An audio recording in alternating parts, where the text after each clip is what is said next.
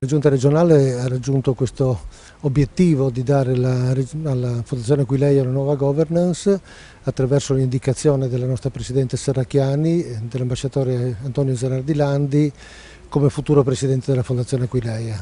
Si tratta di una scelta di altissimo profilo, di una persona che ha una carriera invidiabile dal punto di vista della sua carriera diplomatica, attualmente è consulente diplomatico del Presidente della Repubblica. È una persona delle nostre terre, friulano, e quindi conosce bene la nostra regione, e quindi abbiamo pensato che in accordo con il comune di Aquileia si potesse individuare in lui la persona che darà nuovo slancio alla fondazione, che è di grandissimo interesse per tutto il nostro paese, per la regione e logicamente per la comunità aquileiese. Una nomina di respiro internazionale di fatto. Sì, una nomina di respiro nettamente internazionale, una nomina che vuole dimostrare in se stessa quella che è l'ambizione, diciamo, che la Regione ha per questa fondazione, che è quella di una vera valorizzazione di questo straordinario patrimonio che continua a essere menzionato, ma forse non ha ancora la dignità che invece rispetta per la sua straordinarietà.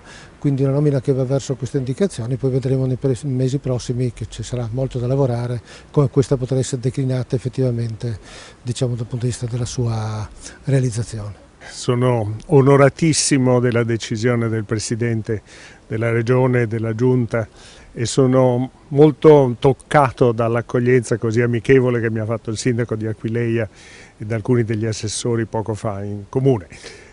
La decisione di propormi per la Fondazione Aquileia mi onora enormemente. Aquileia è un bene del Paese, un bene della Regione, un bene nazionale che merita ogni sforzo per essere fatto conoscere meglio, per attirare più visitatori, per aiutare la ricerca e lo studio di periodi a noi molto lontani.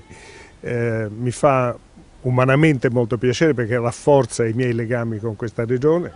Sono da 40 anni in giro, ma da 40 anni mantengo un rapporto affettivo e seguito con il Friuli che per me è stato molto importante, è stato un elemento del mio lavoro all'estero. L'aggancio territoriale è sempre stato qualcosa che ho sentito, che mi ha motivato, che mi ha aiutato nel fare quello che ho fatto. Meglio di così non potevo sperare, ne sono felice, spero di meritarmi la fiducia che la Regione e il Comune sembrano attribuirmi, e faremo del nostro meglio.